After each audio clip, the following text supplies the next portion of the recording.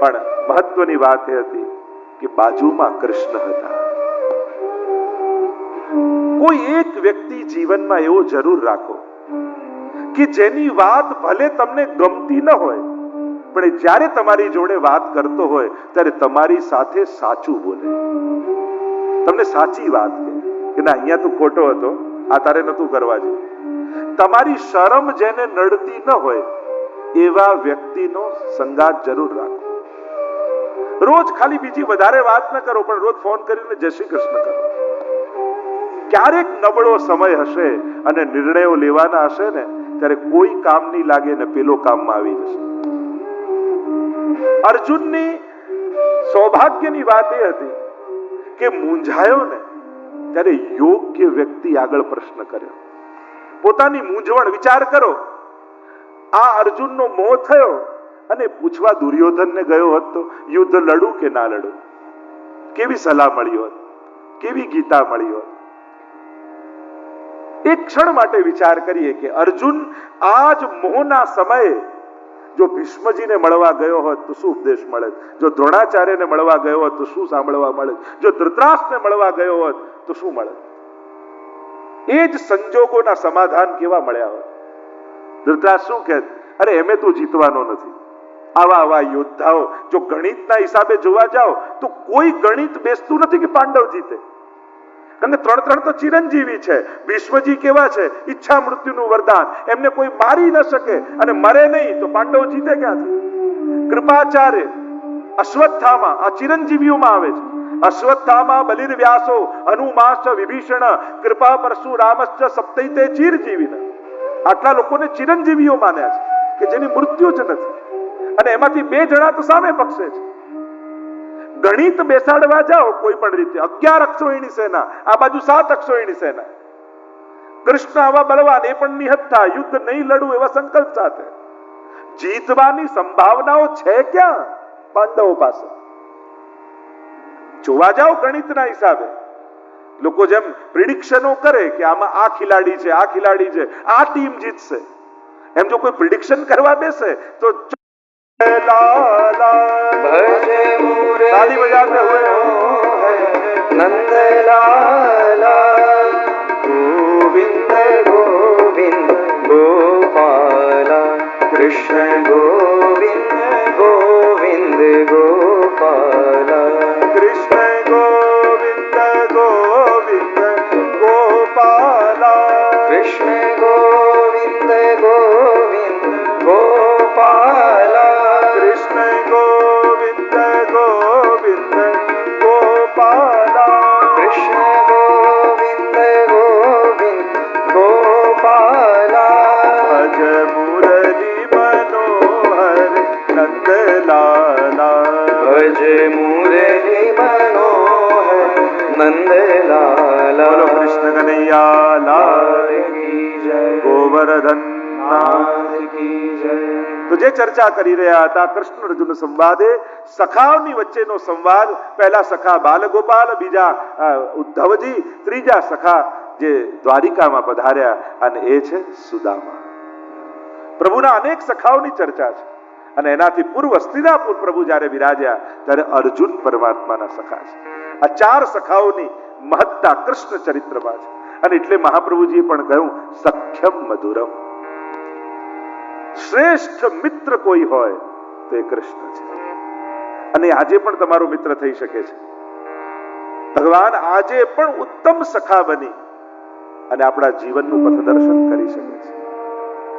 સુદામાના ચરિત્રમાં તમે જુઓ, લોકો ભલે એમ કહેતા હોય કે ભગવાને સુદામાને આટલું આપ્યું, સુદામાને આટલું આપ્યું. અરે સુદામાને તો કાંઈ જોઈતું તું જ ક્યાં, અને સુદામાએ કાંઈ લીધું નથી, એ તો આપીને ગયો છે.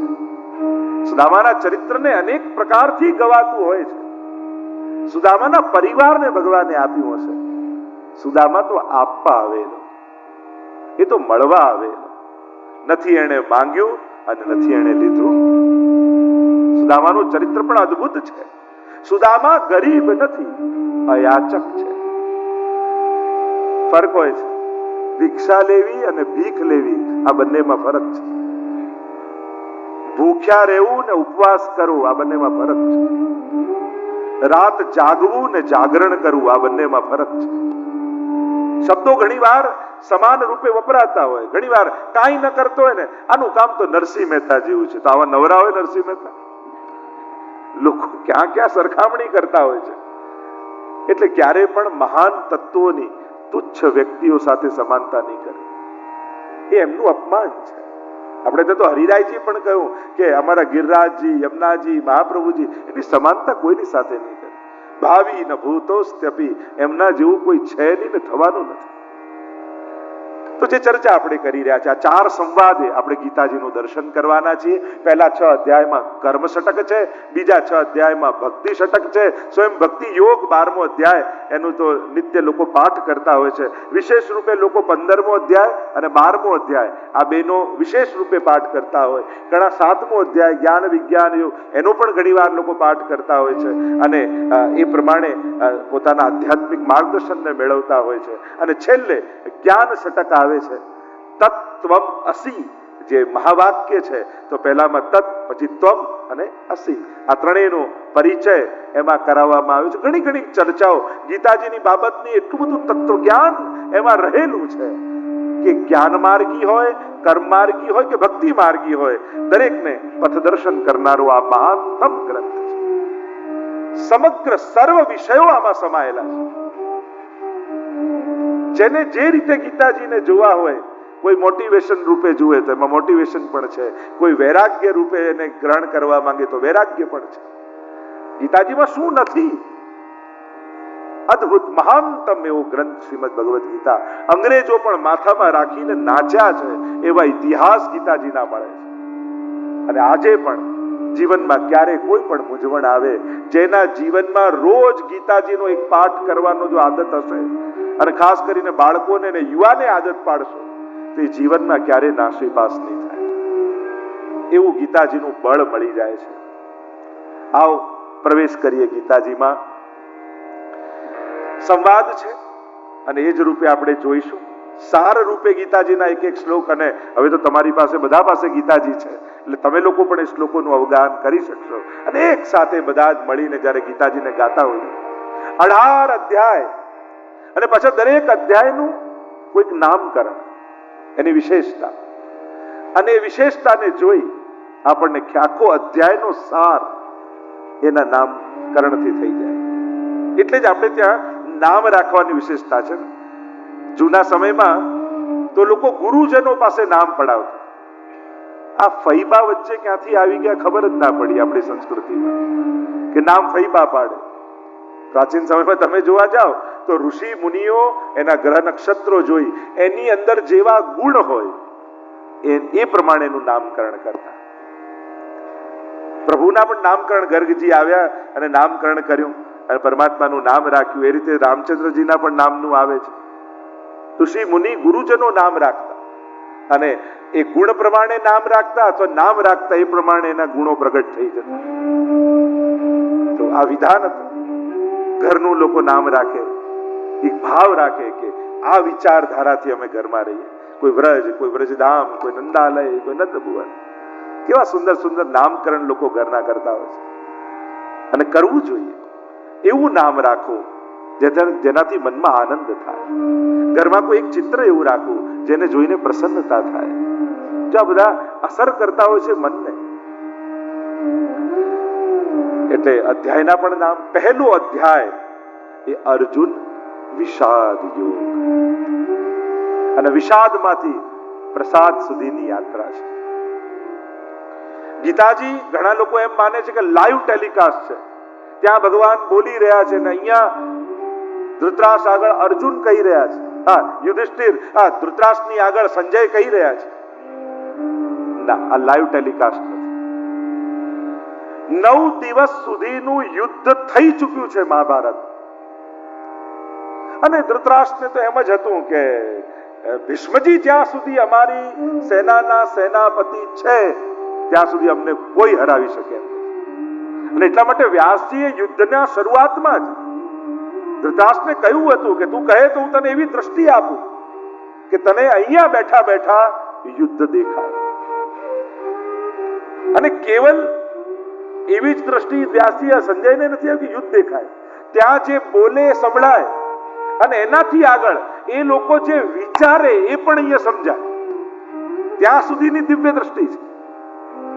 ગીતાજીમાં 4 દ્રષ્ટિ છે. એક અંધ દ્રષ્ટિ, બીજી દૂર દ્રષ્ટિ, ત્રીજી દિવ્ય દ્રષ્ટિ અને ચોથી સહસ્ત્ર દ્રષ્ટિ. આ 4 દ્રષ્ટિ ગીતાજીમાં તમને જોવા મળશે. સૌથી પહેલી અંધ દ્રષ્ટિ ધૃતરાષ્ટ્રની છે, આંધળા છે. વિચાર કરો, ગીતાજીની વિચિત્રતા તમે જુઓ. દુનિયાના લોકોને દ્રષ્ટિ આપનારા ગ્રંથની શરૂઆત એક અંધ વ્યક્તિના બોલવાથી થાય છે. ધૃતરાષ્ટ્ર ઉવાચ. ગીતાજીની શરૂઆત ધૃતરાષ્ટ્રના બોલવાથી, જેને આંખોય નથી અને આંખોય નથી એવી વ્યક્તિથી શરૂ થનારો ગ્રંથ દુનિયાને દ્રષ્ટિ આપી રહ્યો છે. અંધ દ્રષ્ટિ ધૃતરાષ્ટ્રની, દૂર દ્રષ્ટિ એ સંજયની છે. સંજયને દૂર દ્રષ્ટિ આપી જે દેખાય, ભૂતકાળનું દેખાય. દિવ્ય દ્રષ્ટિ અર્જુનની છે, ભગવાને આપી છે, જેનાથી ભગવાનનું આ સ્વરૂપ દેખાઈ રહ્યું છે. અને સહસ્ત્ર દ્રષ્ટિ એ ભગવાનની છે. 1000 હાથ, 1000 મુખ અને 1000 મુખમાં 1000 આંખો છે ભગવાનની. એ પલે પલ અને કણે કણને જોઈ રહ્યા છે. 4 પ્રકારની દ્રષ્ટિની ચર્ચા છે. અર્જુન વિષાદ યોગ. આ ગીતાજી એ લાઈવ ટેલિકાસ્ટ નથી. 9 દિવસનું યુદ્ધ થઈ ચૂક્યું છે. વ્યાસજીએ કહ્યું તું કહે તો તને દ્રષ્ટિ આપું. અને ધૃતરાષ્ટ્રને એમ છે કે અમારી ભીતર અમારા પક્ષે ભીષ્મજી છે, દ્રોણાચાર્ય છે, કૃપાચાર્ય છે, અને આવા યોદ્ધાઓ જ્યારે અમારી પાસે છે તો આ બધું સાંભળીને હું શું કરું?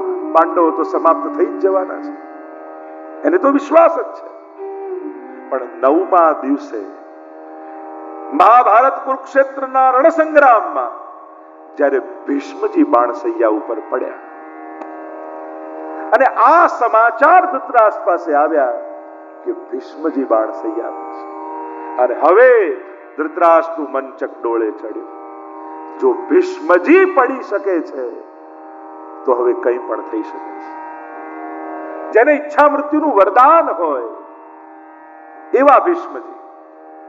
અદ્ભુત છે ભીષ્મજીનું ચરિત્ર. આખું જીવન ગાદીને એવા વફાદાર રહીને રહ્યા, પણ છેલ્લી ઘડીએ ભક્ત થઈને ગયા. જીવ્યા યોદ્ધા તરીકે, મર્યા ભક્ત તરીકે. જો જીવન તમારું ગમે તેવું હોય, કોઈ વેપારીનું હોય, કોઈ સંસારીનું હોય, કોઈ ગમે તે જીવન હોય, પણ મૃત્યુ તો એક ભક્ત તરીકેનું જ હોવું જોઈએ. છેલ્લી ઘડી તો ભગવાનને યાદ કરતા કરતા જ.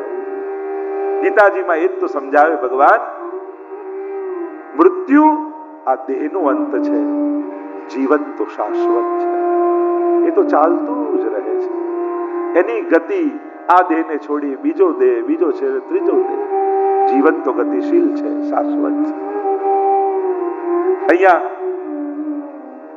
ભીષ્મજી પડ્યાના સમાચાર મળ્યા એટલે ગભરાયા ધૃતરાષ્ટ્ર. સંજયને બોલાવ્યા અને કહ્યું, પહેલો જ શ્લોક આ બધાની પાસે ગીતાજી છે, આइए साथ में गाते. ગીતાજીની જો પુસ્તિકા આપને મળી હોય, ખોલીને પહેલો શ્લોક વાંચો. ધૃતરાષ્ટ્રવાચ ધર્મક્ષેત્રે કુરુક્ષેત્રે સમવેતાયુયુત્સવઃ મામકાઃ પાંડવાશ્ચૈવ કિમ અકુર્વત સંજય. પુનઃ ધર્મક્ષેત્રે કુરુક્ષેત્રે સમવેતાયુયુત્સવઃ મામકાઃ પાંડવાશ્ચૈવ કિમ અકુર્વત સંજય. સીધું સાદું ભાષાંતર કરું આ શ્લોકનું તો ધર્મક્ષેત્રે કુરુક્ષેત્રે, ધર્મક્ષેત્ર એવા કુરુક્ષેત્રમાં સમવેતા યુયુત્સવ, સમબળિયા યુદ્ધની ઈચ્છા વાળા, મામકાહ પાંડવાશ્ચૈવ, મારા અને પાંડુના પુત્રો, કિમ અકુર્વત સંજય, હે સંજય શું કરી રહ્યા હતા. આ સાદું ભાષાંતર, પણ સાદો શબ્દાર્થ હોય, ભાવાર્થ હોય, ગૂઢાર્થ હોય, અનેક પ્રકારથી શાસ્ત્રોનું દર્શન થતું હોય છે. ધૃતરાષ્ટ્રથી ગીતાજીની શરૂઆત થાય છે. સીધું પ્રસારણ નથી, થઈ ગયું છે. ગીતા કહેવાઈ ગઈ છે. 9 દિવસનું યુદ્ધ થઈ ચૂક્યું છે. કારણ કે ગીતાજી તો યુદ્ધના પ્રારંભમાં છે, હજી યુદ્ધ શરૂ નથી થયું. વિચાર કરો, યુદ્ધના મેદાનમાં જ્યારે બંને સેનાઓની મધ્યમાં રથ ઉભો હોય, અને આવું તો ઘણીવાર આપણા જીવનમાં થાય. આ તો એક પ્રતીક છે. હંમેશા કરું કે નહીં, જવું કે નહીં, લઉં કે નહીં, મન હંમેશા દ્વંદ્વમાં હોય છે. વિચાર હંમેશા બે હોય છે, વિચાર એક નથી આવતો. કૌરવ અને પાંડવોની વચમાં હંમેશા રથ ઉભો હોય છે.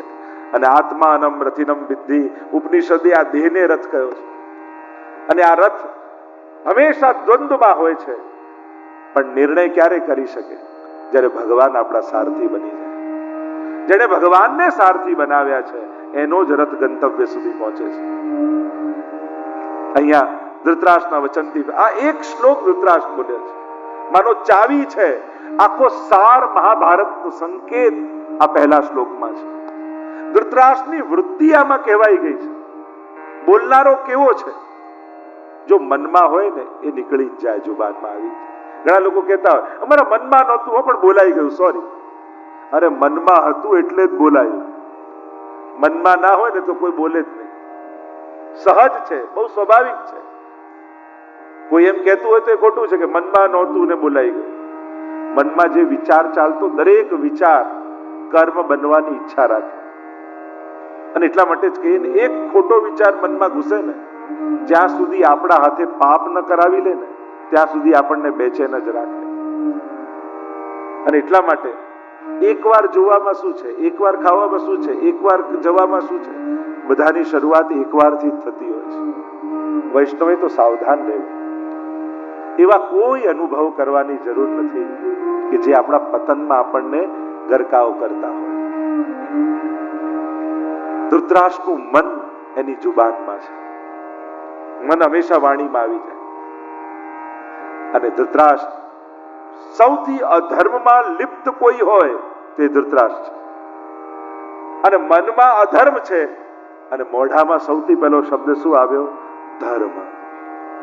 ગીતાજીનો પહેલો શબ્દ ધર્મ છે અને છેલ્લો શ્લોક અને એનો છેલ્લો શબ્દ યત્ર યોગેશ્વરઃ કૃષ્ણ યત્ર પાર્થો ધનુર્ધરઃ તત્ર શ્રી વિજયો ભૂતિર ધ્રુવા નીતિર મતિર મમ. છેલ્લો શબ્દ મમ છે. એટલે આખા ગીતાજીને સમાવેશ કરવા હોય તો ધર્મ મમ, ધર્મ જ મારું છે. આ ગીતાજીનો સાર. ધર્મ જ આપણું છે. પહેલો શબ્દ ધર્મ ને છેલ્લો મમ. બાકી બધું જ એની અંદર સમાયેલું છે. એ સ્વધર્મ હોય, એ પરધર્મ હોય, વિધર્મ હોય, એ ધર્મ હોય કે અધર્મ હોય, આ બધું જ એની અંદર સમાયેલું છે. ધર્મ મમ, ધર્મ મારું છે. છેલ્લે ધર્મ જ કામ લાગશે. ધનાની ભૂમૌ બસવશ્ચ ગોષ્ઠે ભાર્યા ગૃદ્વારી જના સ્મશાને તે ચિતાયામ પરલોક માર્ગે ધર્માનુગો ગચ્છતિ જીવૈક. બધું જ મેળવેલું રહી જાય છે અને કરેલા ધર્મો જ ભેગા આવે છે. કરેલા પુણ્યો જ કામ લાગે છે. સુખ તો પુણ્ય આપે છે ને માણસ. નથી બુદ્ધિ આપતી, નથી મહેનત આપતું. જો મહેનતથી જ સુખી થવાતું હોત તો રોડ પર કામ કરનારો મજૂર વધારે સુખી હોત, એ વધારે મહેનત કરે છે. જો બુદ્ધિથી જ સુખ આવતું હોત તો બિઝનેસમેનો સીએ ની સલાહ લેવા જાય, સીએ વધારે સુખી હોવો જોઈએ. સુખ તો પુણ્યથી આવે છે. આપણે કંઈક સારું કરવા, સુખ ભોગવવા માટે પાર્ટી કરીએ, મજા કરીએ, બધું કરીએ, કોઈ ના નથી. પણ કોઈને એમ લાગે કે આટલું ખર્ચ્યું, પૈસાનો હિસાબ રાખીએ છીએ પણ સુખ ભોગવવામાં આપણે કેટલા પુણ્યો ખર્ચી નાખ્યા એનો તો હિસાબ એ કરતા નથી. પૈસા ખર્ચા એટલે આપણને લાગે ચલો આટલા ખર્ચાઈ ગયા, બીજા કમાઈ લઈએ. પૈસા માટે થાય પણ ક્યારે પુણ્યો માટે થયું કે આ સુખ ભોગવવામાં, આ મજા કરવામાં, આ આનંદ કરવામાં મેં આટલા પુણ્યો ખર્ચી નાખ્યા, લાવો બીજા પુણ્યો બાંધી લો. ધનની ચિંતા છે, પુણ્યની ચિંતા આપણે નથી કરતા. જ્યારે પણ કોઈ પણ ઈચ્છિત વસ્તુ ન મળે ત્યારે આપણને દુઃખ એ વાતનું થાય, આટલા પૈસા ખૂટ્યા. પણ ક્યારે એવો વિચાર આવે, થોડા પુણ્ય ઓછા પડ્યા, જો એ પુણ્ય વધારે હોત તો ચોક્કસ થઈ જાય. જ્યારે આ વિચાર કરતા થશો ને ત્યારે જીવનની દિશા બદલાઈ જશે. મને મારા પાપ નડ્યા, આપણે પેલો વ્યક્તિ નડ્યો ને આ નડ્યો ને પેલું નડ્યું, આનો વિચાર કરીએ. ક્યારે આવો વિચાર આવે કે મને ઈચ્છિત વસ્તુ મેળવવામાં આજે મારા પાપ નડી, પેલાને મારા વિરોધમાં બોલવા માટે મારા જ પાપ પ્રેરિત કરી રહ્યા છે. જ્યારે દરેક અસફળતા અને દરેક દુઃખના મૂળમાં આપણને આપણા કર્મો દેખાશે ને ત્યારે દુનિયા સામે ફરિયાદ સમાપ્ત થઈ જશે. આ ફરિયાદ એટલા માટે જ છે કારણ કે બીજા કારણભૂત લાગે છે. જ્યારે આપણે જ પોતાની જાતને કારણ માનીશું ને ત્યારે ફરિયાદ સમાપ્ત થઈ જશે. ધર્મથી શરૂઆત, ધર્મ ક્ષેત્રે કુરુક્ષેત્રે, ધર્મથી શરૂઆત. ધર્મ કોને કહેવાય? કોઈ કે પાઠ કરે ધર્મ, કોઈ કે માળા કરે કે ધર્મ, કોઈ કે સેવા કરે ધર્મ. ધર્મ કહેવાય કોને? અનેક અનેક વ્યાખ્યા શાસ્ત્રોમાં ધર્મે આપી. ગીતાજીનો પહેલો શબ્દ ધર્મ બહુ જ મહત્વનો શબ્દ છે. યતો અભ્યુદય નિશ્રેયસ ધર્મ. ધર્મની વ્યાખ્યા કરી જેનાથી અભ્યુદય થાય, ઉત્થાન થાય, એને ધર્મ કહેવાય. અનેક પ્રકારની વ્યાખ્યાઓ ધર્મની છે. એમાં એક વિશેષ વ્યાખ્યા શાસ્ત્રે આપી, આંખ મળી પણ શું જોવું એ વિવેક, એ ધર્મ છે. જીભ મળી, બોલવાની શક્તિ મળી, શું બોલવું એ ધર્મ છે. જેનાથી ઉત્થાન થાય, એ તમે માનવ તરીકે હોય તો માનવનું ઉત્થાન, તમે જીવાત્મા રૂપે હોય તો જીવાત્માનું ઉત્થાન. ત્રણ પ્રકારના ધર્મની વાત કરી છે. મુખ્ય બે ધર્મ, દેહ ધર્મ અને આત્મધર્મ. એક છે દેહ ધર્મ. તમે માનવ છો તો આટલી વસ્તુ તમારી અંદર હોવી જોઈએ. મનુસ્મૃતિમાં મનુ મહારાજે સમજાવી, ધૃતિ ક્ષમા દમો સ્તેયમ શૌચમ ઇન્દ્રિય નિગ્રહ ધી વિદ્યા સત્યમ ક્રોધો દશકમ ધર્મ લક્ષણમ. આ 10 લક્ષણ ધર્મના આપ્યા. ધૃતિ, ક્ષમા, ક્ષમા આપવું, અસ્તેય, ચોરી નહીં કરવી, અસત્ય નહીં બોલવું, સત્ય બોલવું, દયા રાખવી, જે મૂળ 10 લક્ષણો છે. હમણાં એનો વિસ્તાર નથી કરતો. આ 10 લક્ષણો એ ધર્મના લક્ષણો છે. ધર્મ એટલે કોને કહેવાય? કાર લાયસન્સ લઈને કાર ચલાવવા જોઈએ. તમે લાયસન્સ લઈને કાર ચલાવો છો ને કોઈ ટ્રાફિક પોલીસ તમને રોકે અને કે બતાવો લાયસન્સ, અને તમે બતાવો તે કે બહુ રાજી થઈ જાય છે, ઓહો તારી પાસે લાયસન્સ છે, લાવ માળા લાવ, તિલક લાવ, આરતી લાવ, અને તો હાર તોરા કરો. ના, કાર ચલાવીએ તો લાયસન્સ હોવું જ જોઈએ, પણ નથી તો ફાઇન કરે છે, તો દંડ કરે છે. આ ધર્મ છે. તમે માનવ છો, તમારી અંદર દયા હોવી જોઈએ, સત્ય હોવું જોઈએ, અહિંસા હોવી જોઈએ, અચોરી હોવી જોઈએ. આ કરો છો તો કોઈના પર ઉપકાર નથી કરતા. માણસ છો તો કરવું જ જોઈએ, પણ નથી કરતા તો પાપ કરો છો. ઘણીવાર લોકો પોતાના સદગુણોને પણ સમાજ પર ઉપકારની જેમ કપાવે. પણ હું સાચું બોલું છું તો સાચું બોલવું જ જોઈએ, એમાં કોઈના પર ઉપકાર નથી કરતા. પણ હું ખોટું નથી કરતો તો ખોટું ના જ કરવું જોઈએ, એમાં કોઈના પર ઉપકાર નથી કરતા. ધર્મના લક્ષણો એ બીજા પર ઉપકાર નથી, આપણા સ્વકર્તવ્યો છે, ફરજ છે, કરવું જ જોઈએ. ઘણી વાર લોકો એમને પૂછે ભગવાનની સેવા કરવી જોઈએ કે માનવ સેવા કરવી જોઈએ? અરે આ બી કોઈ ઓપ્શન છે? અહીંયાથી તમે બોમ્બે જાઓ તો વચ્ચે જે સ્ટેશન આવતા હોય તો આવી જ જાય. કોઈ અમદાવાદથી મુંબઈ જતું હોય તો બરોડા અને સુરત વચ્ચે આવે જ. જે પ્રભુને પ્રેમ કરવા નીકળ્યો હોય એ એની રચનાને પ્રેમ કરે જ. કૃષ્ણને પ્રેમ કરનારો માણસના દુઃખ ક્યાંથી જોઈ શકવાનું?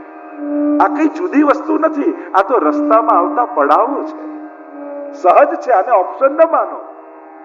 નહીં તો લોકો એનો ઓપ્શન માને કે માનવ સેવા કે પ્રભુ સેવા. અરે આ બે જુદું છે જ નહીં. પ્રભુ સેવા કરતો હોય એ માનવી પર દયા કરે જ, માનવ સેવા કર્યા વગર રહે જ નહીં. પણ લોકો માનવ સેવા એ જ પ્રભુ સેવા, તો પછી એને કેવું બોલતા ધ્યાન રાખજો. પછી વધેલું ન આપતો, પછી બગડેલું ન આપતો, પછી બચાયેલું ના આપતો. જો માનવ સેવા પ્રભુ સેવા માને છે તો પ્રભુને સર્વોત્તમ આપે છે, તો પછી એ માનવીને પણ સર્વોત્તમ આપશે. જો તમે એને પ્રભુ સેવા માનો તો પછી પ્રભુને વધ્યું ઘટ્યું ના અપાય. પછી તો એને શ્રેષ્ઠમાં શ્રેષ્ઠ આપવું જોઈએ, તો પછી તમે કહી શકો.